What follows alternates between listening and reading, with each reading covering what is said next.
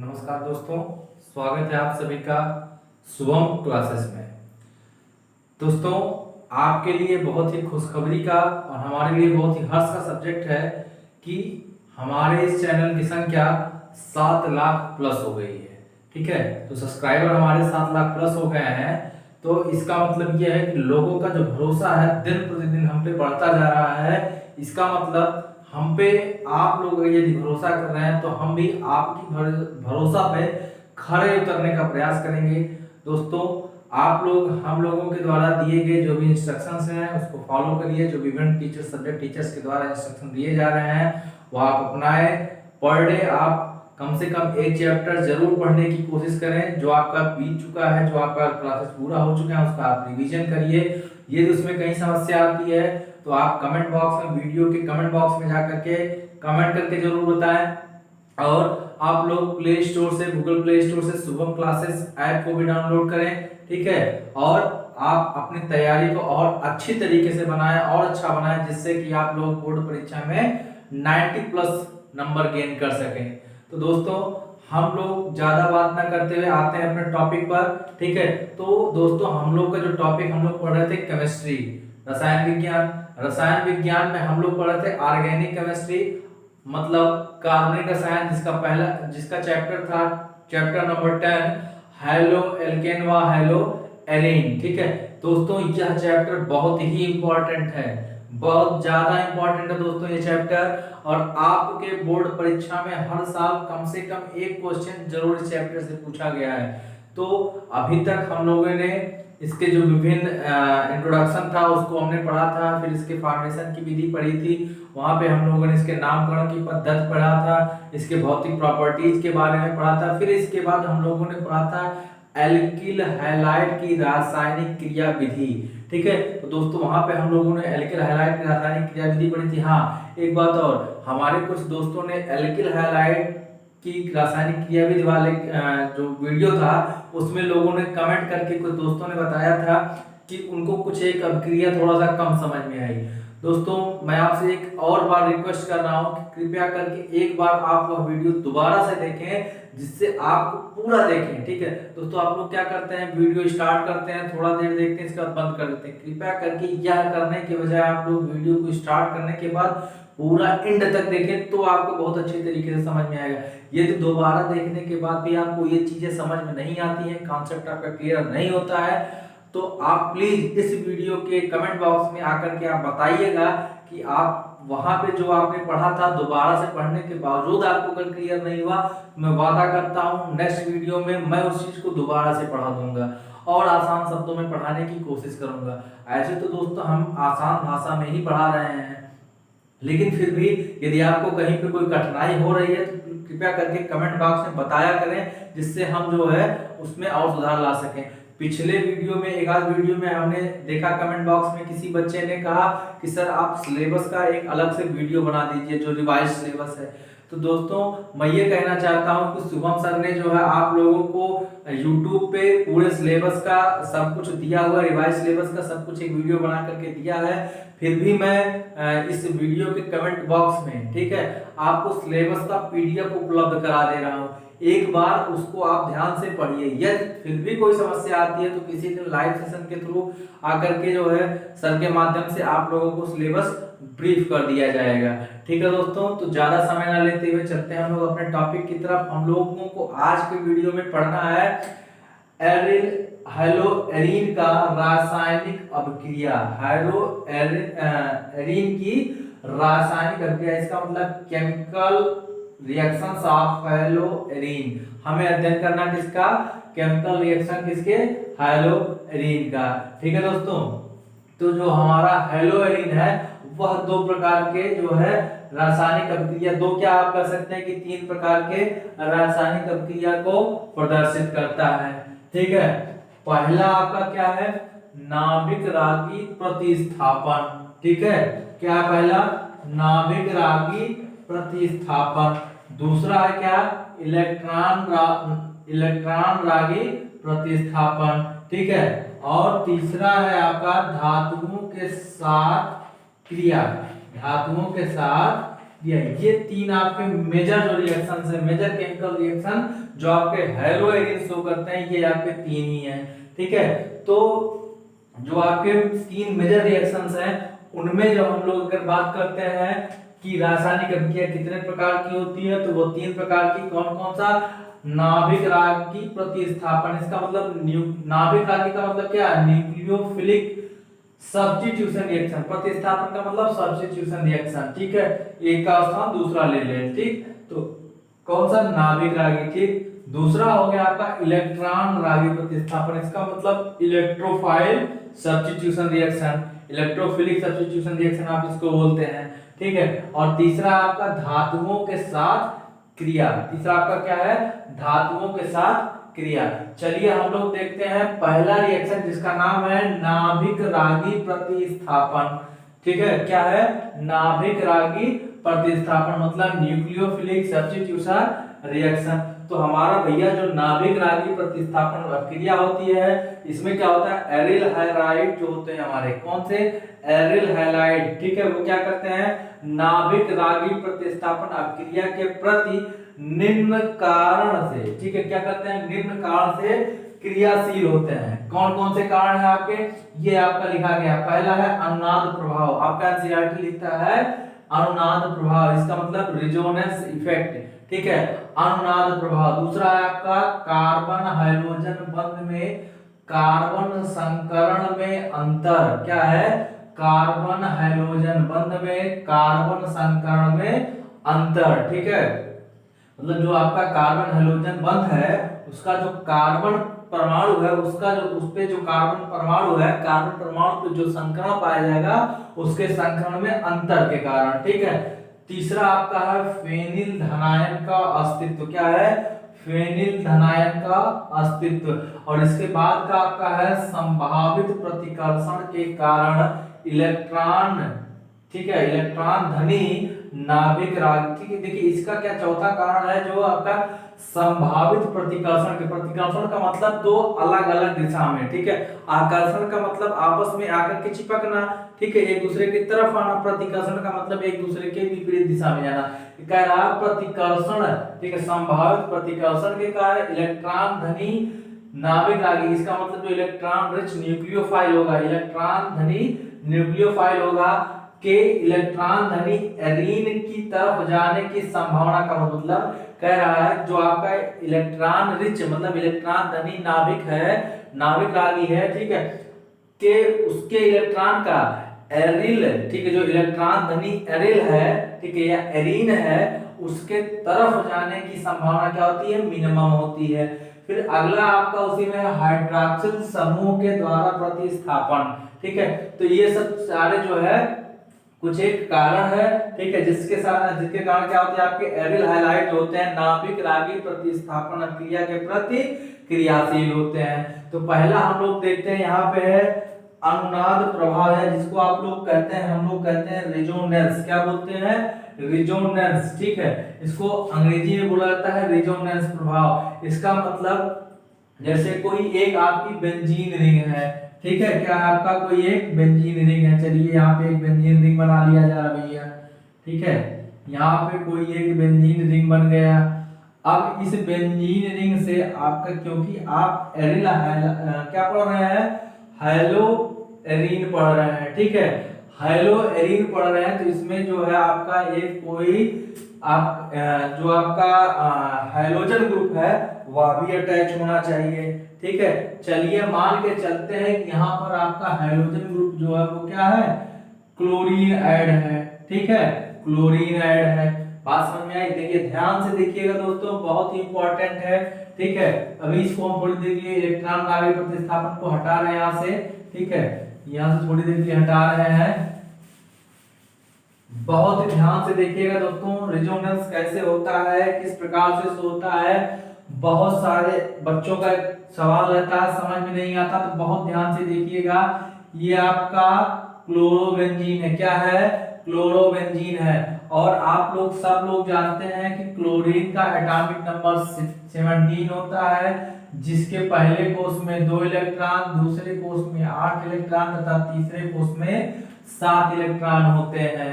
ठीक है। अब इस 7 इलेक्ट्रॉन में से एक इलेक्ट्रॉन ने यहाँ पे क्या कर लिया, बंध का निर्माण कर लिया। जब बंध का निर्माण एक इलेक्ट्रॉन ने कर लिया, बाकी कितने बचे, बाकी बचे भैया 6 इलेक्ट्रॉन। आपने इसको 6 भिन्न भिन्न डॉट के थ्रू इसको दिखा दिया, ठीक है। अब इसका ये हो गया बॉन्डिंग इलेक्ट्रॉन, मतलब बंध जो बना रहा है, ऐसा इलेक्ट्रॉन जो क्या बना रहा है, बंध बना रहा है। और ये जो आपके 6 दिखाई दे रहे हैं वो क्या है, नॉन बॉन्डिंग इलेक्ट्रॉन, मतलब जो बंध बनाने में भाग नहीं ले रहे हैं ऐसे इलेक्ट्रॉन। तो यह इलेक्ट्रॉन क्या करता है, यह इलेक्ट्रॉन अपने इलेक्ट्रॉनों को, ठीक है, ये इलेक्ट्रॉन इस इलेक्ट्रॉन को यहाँ बॉन्डिंग में इनिशिएट कराता है, ठीक है। और जब इसके इलेक्ट्रॉन बॉन्डिंग करना चाहेंगे, ठीक है, जब बॉन्डिंग करना चाहेंगे तो यहाँ पे भैया ये डबल बॉन्ड बनेगा, तो इसका मतलब इसके जो डबल बॉन्ड के इलेक्ट्रॉन ये कहाँ जाएंगे, इस वाले कार्बन परमाणु के पास भागेंगे, ठीक है। अब भैया यहाँ से ये इलेक्ट्रॉन कहाँ भागेंगे, यहाँ भागेंगे। क्यों भागेंगे, क्योंकि आप सब लोग जानते हैं कि कार्बन का जो आपका जो संयोजकता होती है वो 4 ही होती है, अधिकतर 4 बॉन्ड बना सकता है। तो यदि आप देखें तो 1 2 3 4 बॉन्ड ऑलरेडी इसका पूरा कार्बन का। अब जब 4 कार्बन ये बॉन्ड पूरा है तो यह इलेक्ट्रॉन जब आएगा बॉन्डिंग बनाने के लिए, तो इसका मतलब 5 बॉन्ड बनने लगेगा। उसी 5 बॉन्ड को जब बनने लगेगा, उसी के कारण यह बॉन्ड जो है, ठीक है, कार्बन कार्बन के बीच का जो डबल बॉन्ड है वो क्या कर जाता है, ब्रेक कर जाता है। ब्रेक करके क्या होगा, इसके इलेक्ट्रॉन इस कार्बन पर शिफ्ट होने लगेंगे, ठीक है। और जब रेजोनेंस हम लोग बना करके दिखाते हैं तो डबल हेडेड एरो के द्वारा प्रदर्शित किया जाता है। ये जो सिंबल है वो रेजोनेंस को शो करता है, मतलब एक रूप से ये दूसरे रूप में परिवर्तित होते रहते हैं, ठीक है। अब हम लोग अगले स्टेप में देखते हैं कि जो यह नॉन बॉन्डिंग इलेक्ट्रॉन था वह बॉन्डिंग में जब पार्टिसिपेट कर रहा था या भाग ले रहा था, तो यहाँ पे कार्बन और क्लोरीन के बीच में द्विबंध का निर्माण हो जाता है। यह एक क्षणिक समय के लिए होता है दोस्तों, ठीक है, क्षणिक समय के लिए एक द्विबंध का निर्माण हो जाता है। चलिए देखते हैं कि कैसे क्या होता है, ठीक है दोस्तों। बहुत ही ध्यान पूर्वक आप लोग देखिएगा, यहाँ पर कार्बन और क्लोरीन के बीच में एक द्विबंध बन गया, ठीक है, और इस कार्बन पर एक पॉजिटिव चार्ज जनरेट हो जाता है, ठीक है, और इस वाले कार्बन पर एक नेगेटिव चार्ज जनरेट हो, क्योंकि इस बॉन्डिंग वाले इलेक्ट्रॉन का जो पाई इलेक्ट्रॉन था, कार्बन कार्बन के बीच का जो डबल बॉन्ड था उसका जो पाई इलेक्ट्रॉन है वह शिफ्ट कर गया इस कार्बन पर, तो यहाँ पे आ गया क्या, नेगेटिव चार्ज। बाकी का सब बॉन्ड ऐसे ही रहेगा, ठीक है। अब अगले स्टेप में हम लोग देखेंगे कि यहाँ का ये जो नेगेटिव वाला है इसके इलेक्ट्रॉन यहाँ पर बॉन्डिंग बनाना चाहेंगे, क्योंकि यहाँ पे आप देख रहे हैं गैप है, तो यह बॉन्डिंग बनाना चाहेगा। और यहाँ से जो बॉन्डिंग वाला इलेक्ट्रॉन है, बंध वाला इलेक्ट्रॉन है, वह क्या करेगा, एक दूसरे कार्बन की तरफ शिफ्ट होने लगेगा, ठीक है। अब अगले स्टेप में हम लोग देखते हैं कि क्या होता है। नेक्स्ट स्टेप में आपका यह जो है कुछ इस प्रकार से, कुछ इस प्रकार का स्ट्रक्चर आपका बनेगा। क्लोरीन पे आपका पॉजिटिव चार्ज, ठीक है। अब यहाँ पे क्या होगा आपके, जब ये इलेक्ट्रॉन यहाँ पे आ गए तो यहाँ पे क्या होगा, बॉन्डिंग बन जाएगी, क्या होगा, एक बंध बन जाएगा, ठीक है। और यहाँ पे इसके जो बंध का इलेक्ट्रॉन था यहाँ पे ट्रांसफर हो जाएगा, इसका मतलब यहाँ पे नेगेटिव चार्ज इस कार्बन पर, ठीक है। और इस पे आप डबल बॉन्ड बना दीजिए, पहले से ही था। अब क्या होगा दोस्तों, यह नेगेटिव चार्ज वाला इलेक्ट्रॉन जो है यह बॉन्डिंग बनाने के लिए चला जाएगा, बंध बनाने के लिए। और ये जो बंध बना वाला पाई इलेक्ट्रॉन इसका ये कहाँ जाएगा, इस कार्बन के पास शिफ्ट हो जाएगा, ठीक है। अब अगले स्टेप में क्या होगा कि इसका जो बंध बनाने वाला इलेक्ट्रॉन है वह शिफ्ट कर जाएगा इस कार्बन पर, ठीक है। चलिए उसको भी हम लोग देख लेते हैं। और ये ध्यान दीजिएगा कि जो डबल हेडेड एरो है यह शो करता है कि यह रेजोनेंस स्ट्रक्चर है, मतलब सब दोनों जो है एक दूसरे में परिवर्तित हो सकते हैं। ये समझना है, एक दूसरे में क्या हो सकती हैं, परिवर्तित होती रहती है। अब यहाँ पे आपने देखा यहाँ डबल बॉन्ड, ठीक। अब यह जो इलेक्ट्रॉन है यहाँ पर अगर चला जाएगा तो डबल बॉन्ड का फॉर्मेशन हो जाएगा, यहाँ पर भी आपका एक डबल बॉन्ड बन गया, ठीक है। अब यहाँ पर आपका क्लोरीन के पास था ही डबल बॉन्ड, ठीक है, यहाँ पे पॉजिटिव चार्ज था। अब आप देखते हैं कि जो यह इलेक्ट्रॉन है इस पाई बॉन्ड का इलेक्ट्रॉन है वह शिफ्ट कर गया इस कार्बन पे, तो यहाँ पे नेगेटिव चार्ज आ गया, ठीक है। अब इस तरीके से अगले स्टेप में क्या होगा, अगले स्टेप में होगा भैया यह जो आपका कार्बन कार्बन द्विबंध के, ये आपका कार्बन कार्बन के बीच में द्विबंध, यहाँ पर आपके द्विबंध, ठीक है। अब आप देख रहे हैं कि इसमें क्या होगा कि जो ये नॉन बॉन्डिंग इलेक्ट्रॉन है फिलहाल यह शिफ्ट करेगा इस पर, ठीक है, और यहाँ पे पाई इलेक्ट्रॉन का फॉर्मेशन करेगा, और ये जो डबल बॉन्ड वाला इलेक्ट्रॉन है, ठीक है, ये पाई बॉन्ड का जो इलेक्ट्रॉन हुआ फिर से यहाँ पर जाएगा। अब देखिए जाएगा तो नेगेटिव चार्ज जनरेट करेगा, और जो ये नेगेटिव चार्ज यहाँ पे जनरेट होगा, यहाँ पे ऑलरेडी पॉजिटिव चार्ज है, नेगेटिव पॉजिटिव मिल जाएंगे तो न्यूट्रल हो जाएंगे। इसका मतलब अब जो है जो बनेगा स्ट्रक्चर कुछ इस प्रकार से बनेगा, और क्लोरीन जो है नॉर्मल हो जाएगा। अब आप अगर देखें तो पहले फिगर में और इस फिगर में क्या डिफरेंस है, ये भी क्लोरोबेंजीन या भी क्लोरोबेंजीन। पहले का भैया हमारा फिगर जो था कुछ इस प्रकार से था, कुछ इस प्रकार से था, ठीक है। अब आप देख रहे हैं कि ये पहले नंबर का यदि कार्बन परमाणु या दूसरे नंबर का कार्बन परमाणु, तो पहले और दूसरे नंबर के कार्बन परमाणु के साथ जो है डबल बॉन्ड था। यहाँ पे लेकिन आप देख रहे हैं कार्बन नंबर 1 और कार्बन नंबर 2 के बीच में सिर्फ सिंगल बॉन्ड है। यहाँ पे डबल बॉन्ड क्या है, दूसरे और तीसरे कार्बन के बीच में। यही प्रक्रिया पूरे इस स्ट्रक्चर में, इसका मतलब बॉन्ड की पोजीशन बदल गई, ठीक है। तो इसी प्रक्रिया को हम लोग बोलते हैं अनुनाद। क्या बोलते हैं, अनुनाद या रिजोनेंस बोला जाता है, ठीक है। अब बात उम्मीद करते हैं आप लोगों को इतनी चीजें बहुत अच्छे तरीके से समझ में आई होंगी कि अनुनाद किसे कहते हैं। अनुनाद का मतलब होता है रिजोनेंस, ठीक है। क्या होता है, रिजोनेंस, ठीक है। बहुत ही इंपॉर्टेंट टॉपिक है दोस्तों, बहुत ही ध्यान से समझिएगा, बहुत ही ध्यान से पढ़िएगा, ये आपके एग्जाम में जरूर पूछा जाएगा, ठीक है। तो आप लोगों को उम्मीद करते हैं कि यह अनुनाद समझ में आया होगा। अब यहाँ पे क्या होता है आपका दोस्तों, जो कार्बन हाइड्रोजन बंध होता है, क्या होता है, कार्बन और हाइड्रोजन के बीच का बंध, ठीक है। तो कार्बन और यहाँ पे क्या है, हाइड्रोजन के रूप में क्लोरीन है, तो कार्बन और क्लोरीन जो अनुनाद होता है उसके कारण कार्बन और क्लोरीन के बंध में जो आंशिक द्विबंध होता है, निकलता है ना, आंशिक द्विबंध का निर्माण हो रहा है भाई। अनुनाद के कारण कार्बन और क्लोरीन में जो बंध होता है उसमें आंशिक द्विबंध का निर्माण होता है। निर्माण तो हो ही रहा, आप लोग देख रहे हैं, ये पार्शियल कुछ क्षणिक समय के लिए है। लास्ट में हमारा प्रोडक्ट कैसा हो गया, यहाँ पे कार्बन और क्लोरीन के बीच में सिंगल बॉन्ड हो गया। इसका मतलब ये क्षणिक संरचना थी, ठीक है, परमानेंट नहीं था, ठीक है। तो जो निर्माण होता है, जो गुण आ जाते हैं, ठीक है, जिसके कारण क्या होता है, हाइलो एल्केन जो होता है, ठीक है, ठीक है, हाइलो एल्केन जो होता है वह कैसा होता है, हाइलो एल्केन जो होता है वह हाइलो एरीन में जो बॉन्ड पाए जाते हैं, ठीक है, उसमें जो बॉन्ड विदलन होगा अपेक्षाकृत कैसा होगा, कम होगा। कैसा होगा, अपेक्षाकृत कम होगा बॉन्ड विदलन। बात समझ में आई, तो ठीक है, चलिए इसके आगे हम लोग देखते हैं। फिर कार्बन हाइड्रोजन, अगला हमारा प्रभाव है, अगला हमारा कारण है, पहला तो हमने अनुनाद पढ़ लिया, दूसरा है कार्बन हाइड्रोजन बंध में कार्बन संकरण में अंतर। तो भैया आपका जो हाइलो एल्केन है, हाइलो एल्केन में क्या होता था, आप ऐसे लिखते थे R single bond C single bond H single bond H single bond इस कार्बन से H जोड़ते थे, ठीक है।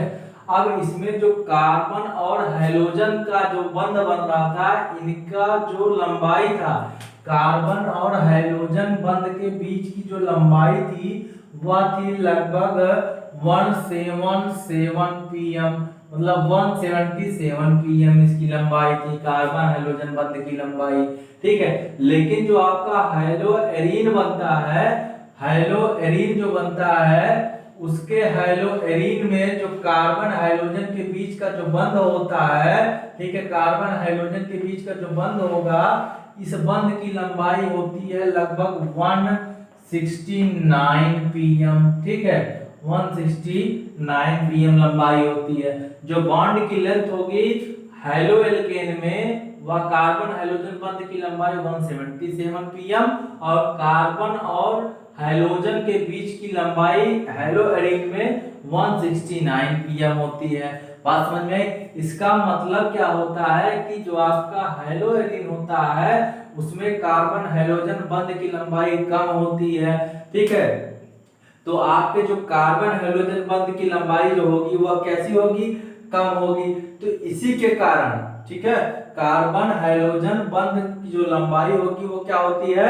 कम होती है। इसी के कारण जो होता है इसको तोड़ने में, मतलब किसको तोड़ने में? जो कार्बन और हाइड्रोजन के बीच का बंध है, ठीक है, तो हेलो एरीन में बात कर रहे हैं किसकी? हेलो एरीन में। तो हेलो एरीन का जो बॉन्ड है कार्बन हाइड्रोजन के बीच का, उसको तोड़ने में जो है बहुत ही ज्यादा एनर्जी लगती है, मतलब यह काम बहुत कठिन होता है। इसको तोड़ना जो है ये काम बहुत क्या है? कठिन है। किसमें? हेलो एरीन की बात कर रहा है। किसकी तुलना में कठिन है? हेलो एल्केन की तुलना में कठिन है। बात समझ में आई? क्योंकि हेलो एल्केन में बंध की लंबाई ज्यादा है। जब ज्यादा लंबाई, इसका मतलब नाभिक से इलेक्ट्रॉनों के बीच की दूरी ज्यादा। जब दूरी ज्यादा तो इसका मतलब आसानी के साथ तोड़ा जा सकता है। लेकिन जब नाभिक से इलेक्ट्रॉनों के बीच की दूरी कम होगी तो यह काम कठिन हो जाएगा उसको तोड़ना। बंध को तोड़ना कैसा हो जाएगा? हेलो एरीन में क्या हो जाएगा? कठिन हो जाएगा।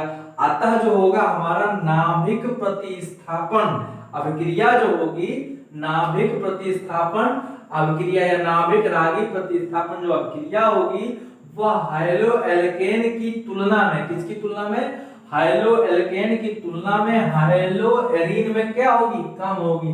क्योंकि अभी अभी हमने बताया कि हेलो एल्केन में जो बॉन्ड की लेंथ होगी वह 177 pm होगी, जबकि हेलो एरीन में कितनी होगी? 169 pm के आसपास होगी। बात समझ में आई? यही कारण है कि आपके जो कार्बन हाइड्रोजन बंध है उनको तोड़ने में क्या होता है? बहुत कठिनाई होती है। किसमें? हेलो एरीन में। ठीक है, अतः नाभिक प्रतिस्थापन अभिक्रिया जो होती है हेलो एरीन में, ठीक है, उसमें हेलो एल्केन की तुलना में क्या होती है? बहुत ही कम क्रियाशील होती है। बात समझ में आई?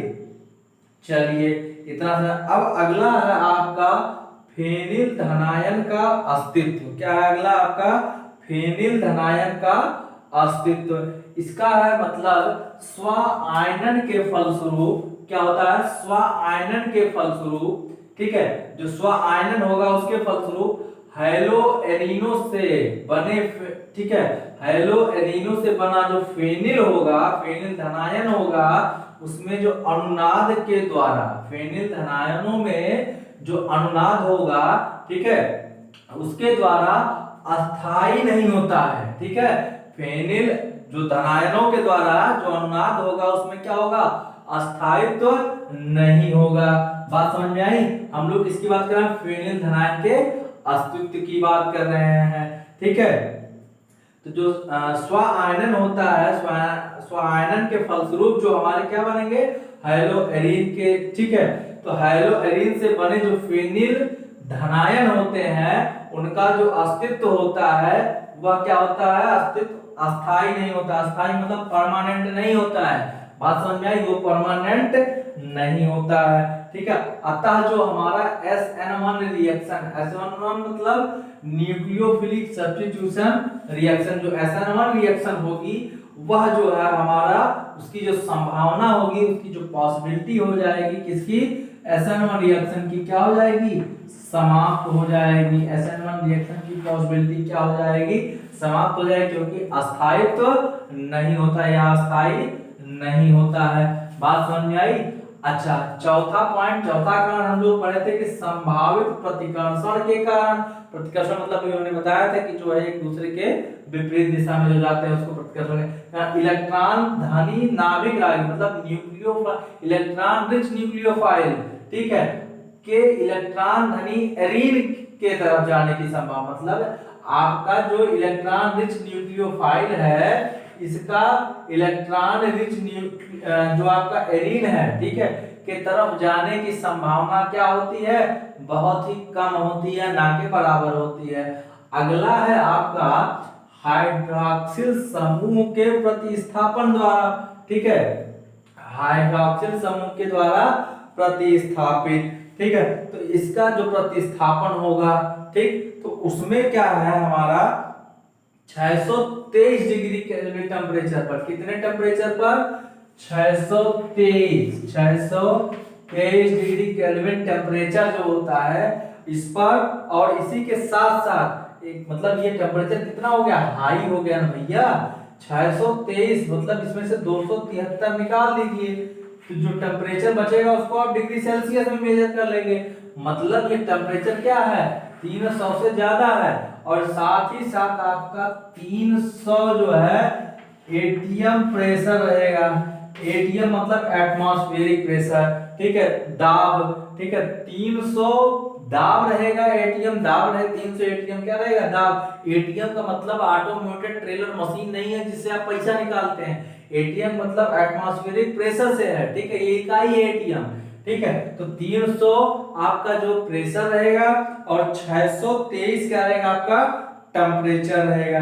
इस पर जो जलीय सोडियम हाइड्रोक्साइड के साथ गर्म करने पर, सोडियम हाइड्रोक्साइड के साथ गर्म करने पर फिर क्या बनाता है आपका क्लोरोबेंजीन जो होता है किसमें कन्वर्ट हो जाता है, फिनाल में कन्वर्ट हो जाता है, ठीक है, जो आपका क्लोरोबेंजीन होगा वो किसमें कन्वर्ट हो जाएगा, फिनाल में कन्वर्ट हो जाएगा। आइए इसके रिएक्शन को भी हम लोग देख लेते हैं कि यह रिएक्शन किस प्रकार से संचालित होती है।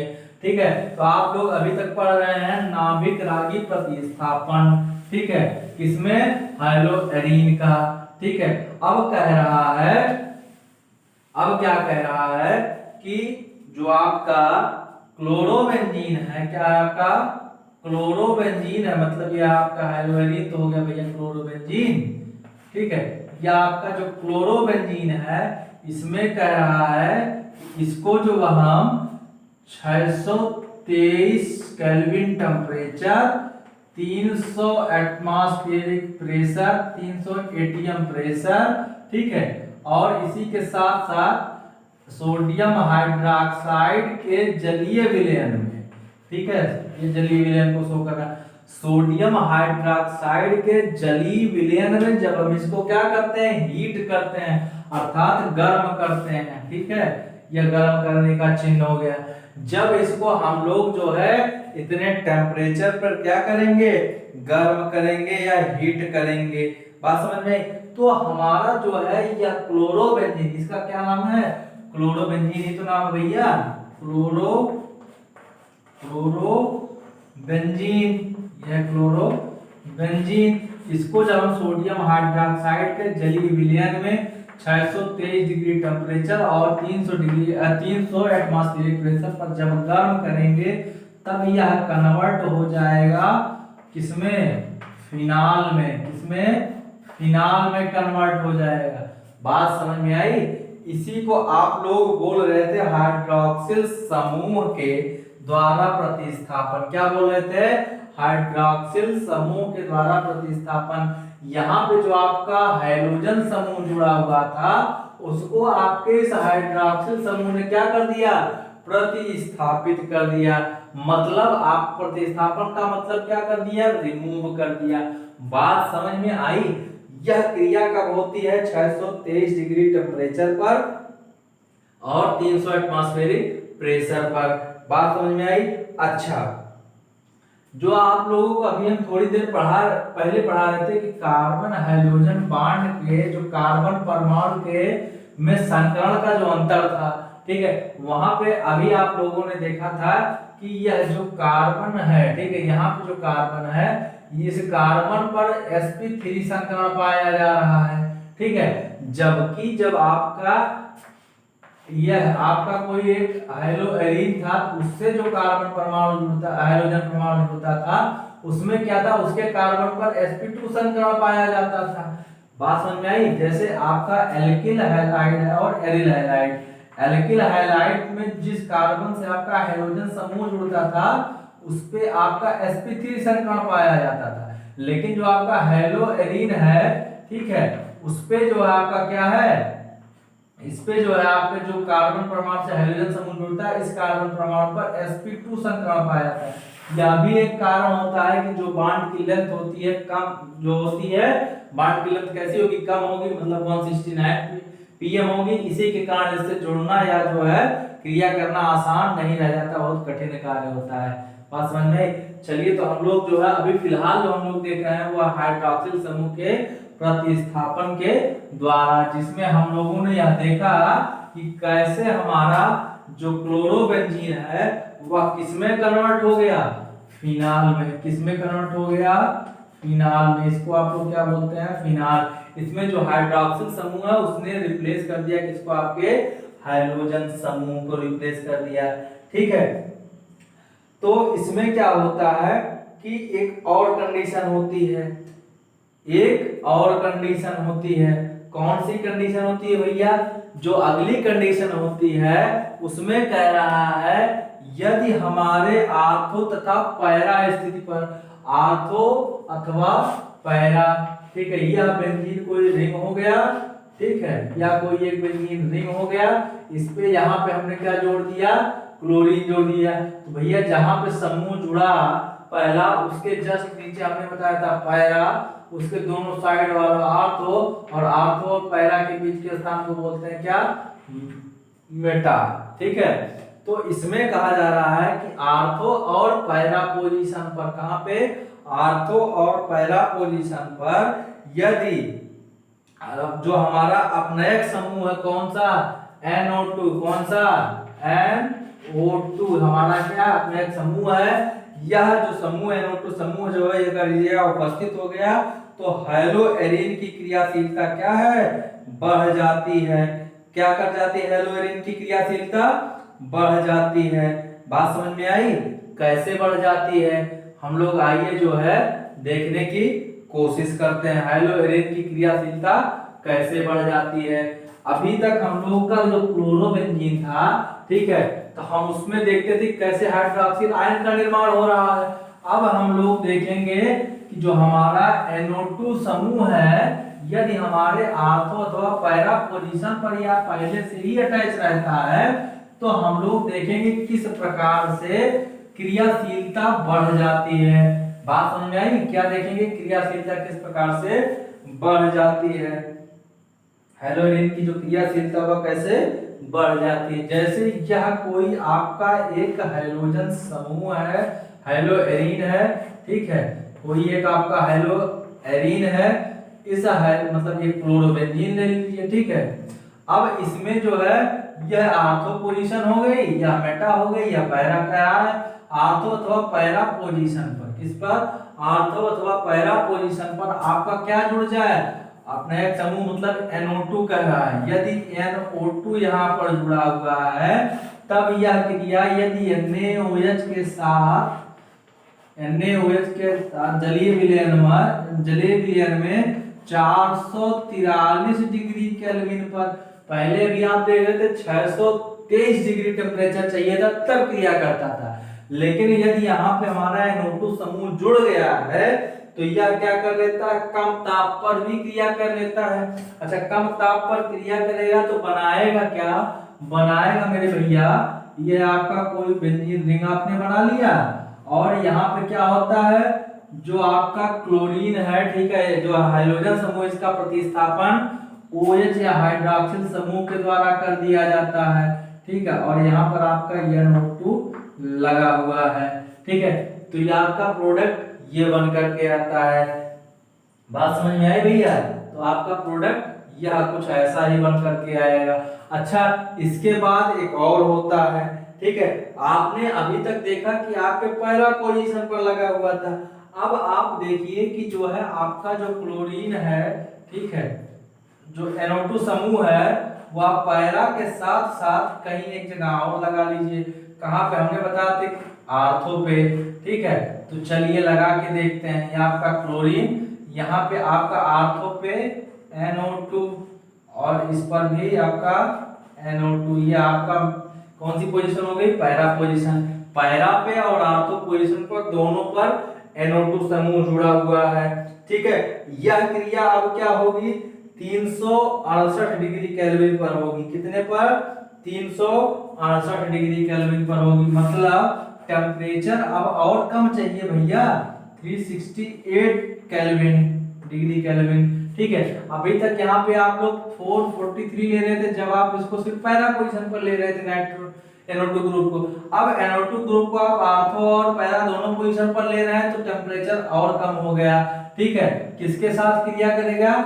NaOH के जलीय विलयन के साथ। ठीक है, H+H+ विलयन को शो कर रहा है। अब जब इसको हम हीट करेंगे तो बनाएगा कुछ इस प्रकार से,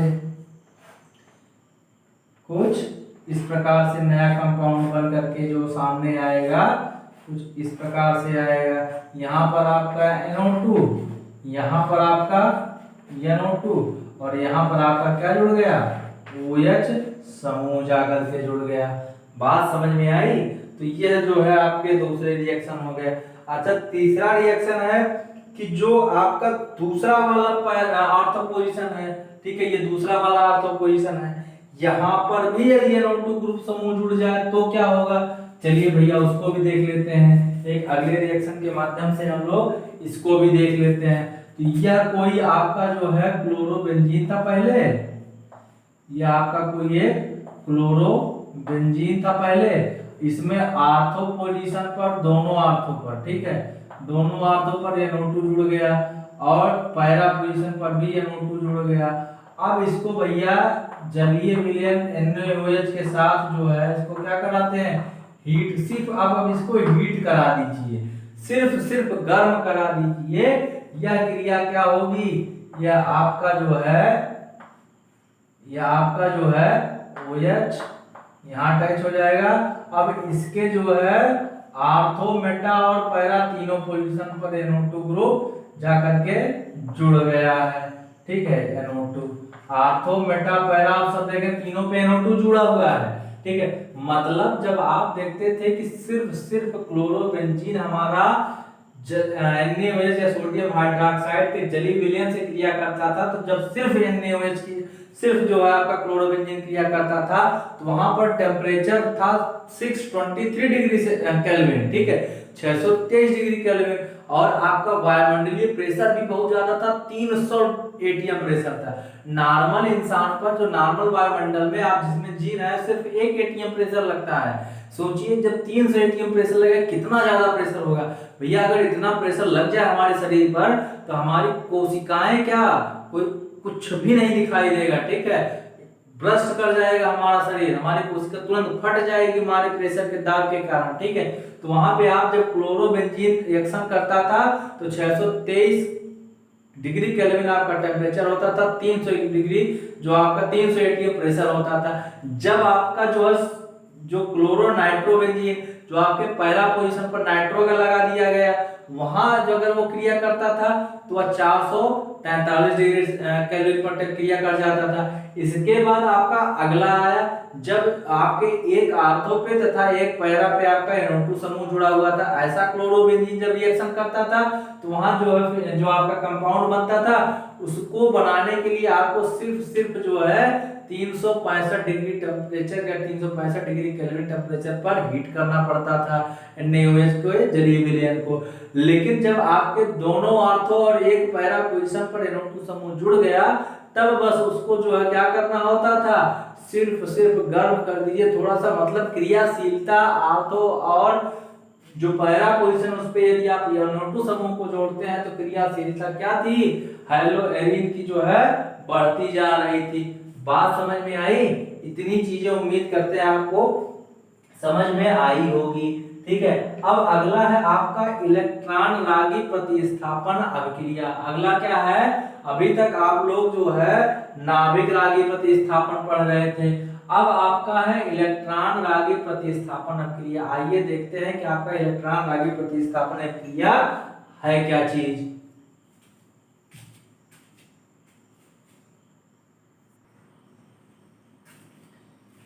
चलिए दोस्तों, अगला हमारा है इलेक्ट्रॉन रागी प्रतिस्थापन अभिक्रिया। क्या है? नेक्स्ट हमारा दूसरा जो रिएक्शन है हेलोएरिन का, जो दूसरा रासायनिक अभिक्रिया वो क्या है?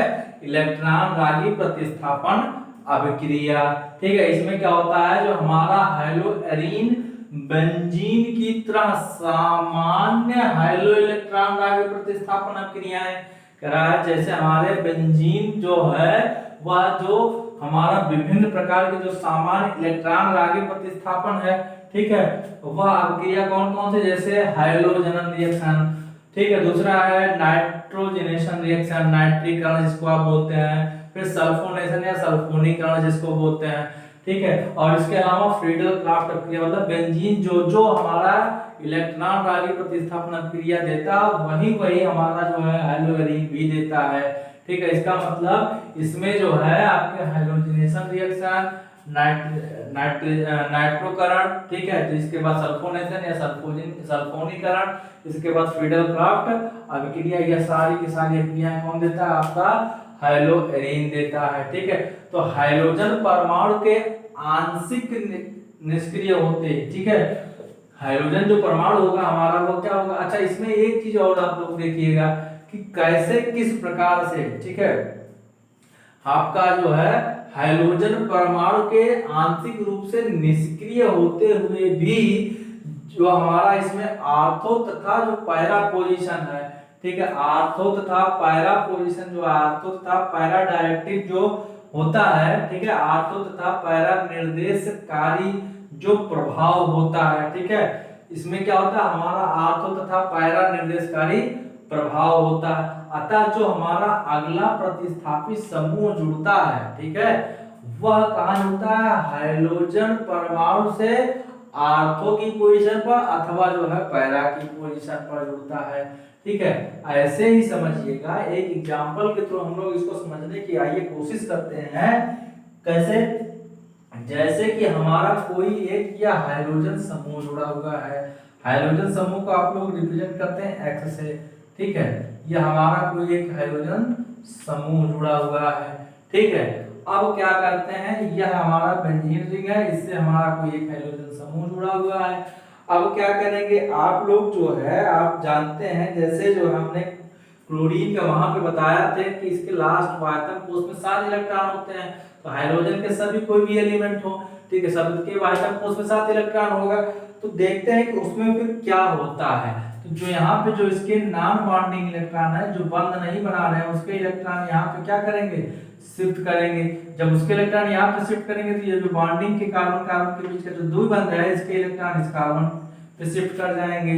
ठीक है, जो नेक्स्ट स्टेप बनेगा आपका, ठीक है, ये भी रिजोनेंस स्ट्रक्चर ही होगा। ठीक है, तो जो भी आपका नेक्स्ट स्टेप बनेगा वो कुछ इस प्रकार से बनेगा। ठीक है, यह आपका जो हो जाएगा, यहाँ पे माइनस चार्ज हो जाएगा और यहाँ पे हाइड्रोजन के साथ आपका हाइड्रोजन पे पॉजिटिव चार्ज, डबल बॉन्ड बन गया, और यहाँ पे आपका double bond double bond.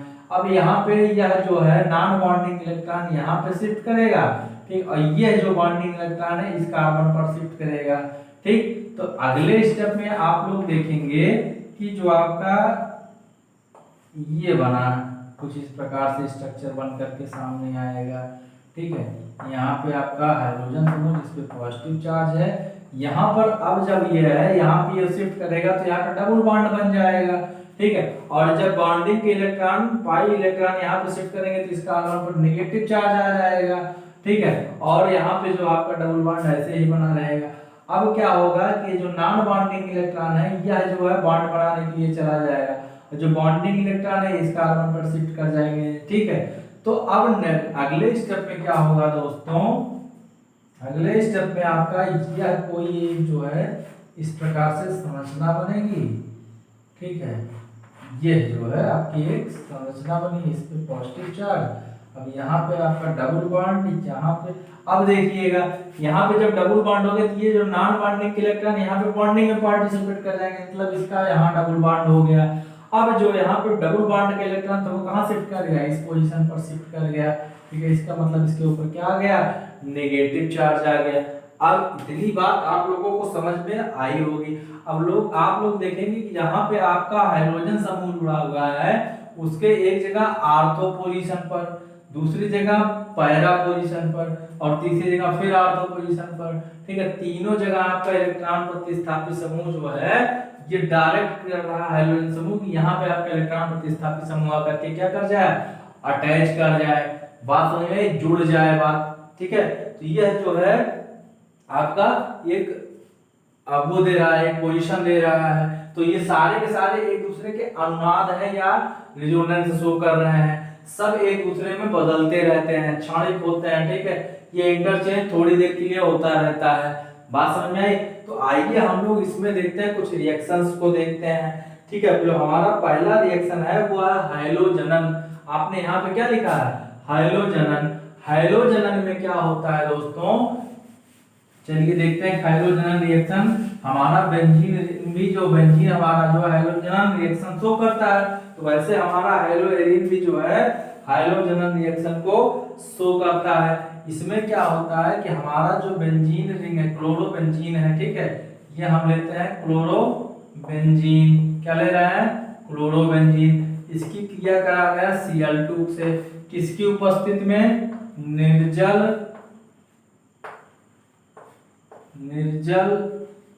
AlCl3। ठीक है, एल्युमिनियम ट्राइक्लोराइड की उपस्थिति में, या हम लोग एक चीज लेते हैं ठीक है, FeCl3 ले लेते हैं, FeCl3 ले लेते हैं। निर्जल FeCl3 की उपस्थिति में हम क्लोरीन की क्रिया कहाँ करा रहे हैं, ठीक है, क्लोरोबेंजीन की। ये हमारा क्या है, क्लोरोबेंजीन।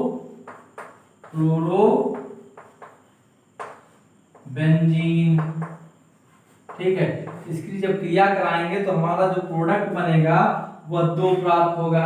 एक तो हमारा जो क्लोरीन समूह, ठीक, हाइड्रोजन समूह है, यह जाकर के हमारे एक बार जो है, यह आपका क्लोरीन, ठीक है, यह तो आपका जो है मेन हो गया। अब जैसे इसमें जो हमारा क्लोरीन है वह जाकर के दो स्थानों पर अटैच होता है।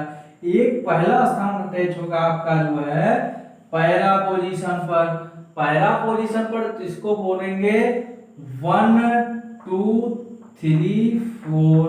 तो पहले और चौथे कार्बन पर क्लोरो है, तो 1,4 डाइक्लोरो बेंजीन, इसका नाम हो गया 1,4 डाइक्लोरोबेंजीन। यह क्या है, इसका मुख्य उत्पाद है। क्या है, मुख्य उत्पाद है, मतलब मैक्सिमम मात्रा में प्राप्त होगा। इसके साथ ही साथ आपको क्या प्राप्त होगा, एक और ऐसे बना लीजिए स्ट्रक्चर, वहां पे आप क्या कर लीजिए, यहाँ पे आपने क्लोरीन को ऐड कर दिया और इस ऑर्थो पोजीशन पर क्लोरीन को ऐड करा दीजिए, और इसका नाम जो हो जाएगा 1,2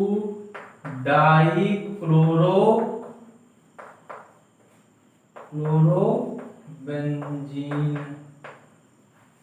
ठीक है, तो जो आपका हैलोजनन होता है उसमें आपका हैलोजन से क्रिया करता है, ठीक, क्लोरोबेंजीन, मतलब क्लोरीन से कर लिया क्रिया, किसकी उपस्थिति में, निर्जल FeCl3 की उपस्थिति में, तो बनाया आपका 1,4 डाइक्लोरोबेंजीन। और यह जो आपका जो है 1,2 डाइक्लोरोबेंजीन, तो जो 1,2 डाइक्लोरोबेंजीन है मतलब पैरा पोजीशन पर जुड़ा हुआ है, इसका उत्पाद कम मात्रा में बनता है, तथा जो जो पैरा पोजीशन पर जुड़ा है इसका उत्पाद ज्यादा मात्रा में बनता है, तथा जो पैरा पोजीशन पर आपका क्लोरीन जुड़ा है उसका उत्पाद कम मात्रा में, मतलब 1,4, ठीक है, डाइक्लोरोबेंजीन ज्यादा मात्रा में और 1,2 डाइक्लोरोबेंजीन कम मात्रा में। यह रिएक्शन आपकी क्या कहलाती है, हैलोजनन कहलाती है। क्या कहलाती है, हैलोजनन कहलाती है, हैलोजनन कहलाती है। इसी प्रकार से आपका अगला रिएक्शन है नाइट्रीकरण। अगला रिएक्शन क्या है, नाइट्रीकरण। तो आपको उम्मीद करते हैं हैलोजनन समझ में आया होगा। अगला नाइट्रीकरण हम लोग देखते हैं क्या है नाइट्रीकरण। ठीक है, अगला रिएक्शन है क्या, नाइट्रीकरण। नाइट्रीकरण, ठीक है, नाइट्रीकरण को देखते हैं। इसमें क्या होता है, सांद्र H2SO4 की या सांद्र सल्फ्यूरिक एसिड की उपस्थिति में आपका जो क्लोरोबेंजीन है वह HNO3 के साथ क्या करता है, क्रिया करता है। कब, जब सांद्र या कंसंट्रेट H2SO4 रहेगा। ठीक है। अब इसकी उपस्थिति में जब क्रिया करेगा तो दो तरीके का उत्पाद इसमें भी बनेगा। पिछले में आप देख रहे थे दो तरीके का उत्पाद बन रहा था, यहाँ पर भी दो तरीके का ही उत्पाद बनेगा। ठीक है, दो तरीके का उत्पाद कैसा कैसा कौन कौन सा होगा आइए देखते हैं। ठीक है, आइए क्या करते हैं देखते हैं। यहाँ पे आपका क्लोरीन, यहाँ पे क्लोरीन। अब यहाँ पे NO2 समूह टूटेगा और एक जाकर के आर्थो पोजीशन पर लगेगा NO2 और एक यहाँ पे पैरा पोजीशन पर लगेगा NO2। तो यह पैरा पोजीशन वाला होगा उत्पाद क्या मुख्य उत्पाद, और यह उत्पाद क्या होगा कम। ठीक है, और इसका नाम होगा क्लोरोबेंजीन, इसका नाम होगा नाइट्रोक्लोरोबेंजीन। ठीक है, नाइट्रोक्लोरोबेंजीन। ठीक, इसी प्रकार से आपका अगला रिएक्शन है सल्फोनेशन। अगला रिएक्शन क्या है सल्फोनेशन। ठीक है, उसमें हम क्या करते हैं सल्फोनेशन रिएक्शन में क्या करते हैं, सल्फोनेशन रिएक्शन में हम क्लोरोबेंजीन की क्रिया ठीक है किससे कराते हैं सल्फ्यूरिक एसिड के साथ H2SO4 के साथ, कंसंट्रेट H2SO4 के साथ क्या करते हैं इसको गर्म करते हैं। इसमें जो हमारा प्रोडक्ट बनेगा दो प्रकार का बनेगा, एक उत्पाद बनेगा आर्थो पोजीशन पर, दूसरा उत्पाद बनेगा कहां पर पैरा पोजीशन पर। बात समझ में आई, एक उत्पाद आर्थो पर, दूसरा उत्पाद पैरा पोजीशन पर। तो एक बार आर्थो पे आप लगा दीजिए SO3H और एक बार लगा दीजिए पैरा पर SO3H। इसमें भी पैरा वाला क्या होगा मुख्य उत्पाद होगा। ठीक है, और यह जो है कम मात्रा में बनेगा आर्थो वाला।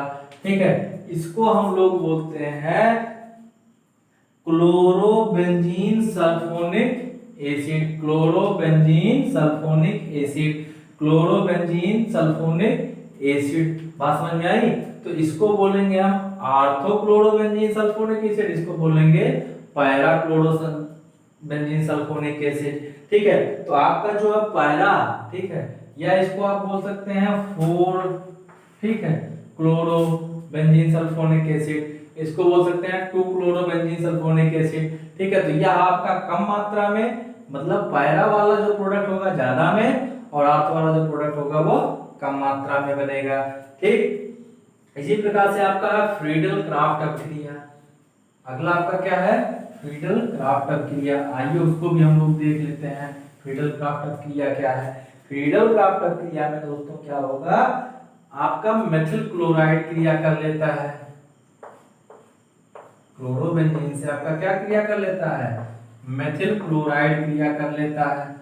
इस मेथिल क्लोराइड जो आपका मेथिल क्लोराइड है वह क्या करेगा क्रिया कर लेगा कब निर्जल एल्युमिनियम ट्राइक्लोराइड की उपस्थिति में। कब निर्जल AlCl3 की उपस्थिति में क्रिया कर लेगा। जब क्रिया करेगा तब यह भी दो प्रकार का प्रोडक्ट बनाएगा। जब क्रिया करेगा तो यह भी दो प्रकार का प्रोडक्ट बनाएगा। कौन कौन सा प्रोडक्ट बनाएगा आइए हम लोग रिएक्शन के माध्यम से इसको देख लेते हैं। तो जो आपका CH3Cl है, ठीक है, यह जब क्रिया करेगा तो यह भी दो प्रकार का प्रोडक्ट बनाएगा। किसके साथ मेथिल क्लोराइड के साथ जो आपका क्लोरोबेंजीन क्रिया कर रही है किसकी उपस्थिति में निर्जल एल्युमिनियम ट्राइक्लोराइड की उपस्थिति में, और बनाएगा 1 क्लोरो 2 मेथिल बेंजीन। ठीक है, और बनाएगा 1 क्लोरो 4 मेथिल बेंजीन। तो यहां पर आपका क्या जुड़ जाएगा मेथिल ग्रुप आकर के, यहां पर आपका मेथिल ग्रुप आकर के जुड़ गया। यह प्रोडक्ट जो है वह अधिक मात्रा में बनेगा। ठीक है, पैरा वाला और आर्थो वाला कम मात्रा में बनेगा। एक तो यह हो गया, इस रिएक्शन को आप बोलते हैं फ्रीडल क्राफ्ट अभिक्रिया। ठीक है, दूसरा इसी का एक और पार्ट है, दूसरा इसी का एक और पार्ट है यहाँ पे आपका क्लोरीन। ठीक है, इसको आप बोलते हैं क्लोरोबेंजीन। ठीक है, अब यहां इससे क्रिया किया CH3C डबल बॉन्ड Cl। ठीक है, अब इसके साथ क्रिया किया CH3C डबल बॉन्ड Cl, या किसमें निर्जल AlCl3 की उपस्थिति में वही चीज। ठीक है, अब यहाँ पर क्या होगा दोस्तों, यहाँ पर जो आपके दो प्रोडक्ट बनेंगे, इसमें दो प्रोडक्ट बहुत ही इंपॉर्टेंट है, ये रिएक्शन बहुत ही ज्यादा इंपॉर्टेंट है रिएक्शन दोस्तों, इस पे ध्यान दीजिएगा आप लोग। ठीक है, दो, एक आर्थो पोजीशन का बनेगा, एक पैरा पोजीशन का बनेगा। पैरा वाला ज्यादा स्टेबल ज्यादा मात्रा में मिलेगा, आर्थो वाला कम मात्रा में मिलेगा। अब यहाँ पे क्या होगा, आपका जो CH3CO है, ठीक है, CH3CO आकर के अटैच हो जाएगा। ठीक है, तो यह बनेगा, यह कुछ इस प्रकार से बनेगा। ठीक है, एक सेकेंड, इसको हम लोग जो है एक बार जो है साफ करके फिर देखते हैं।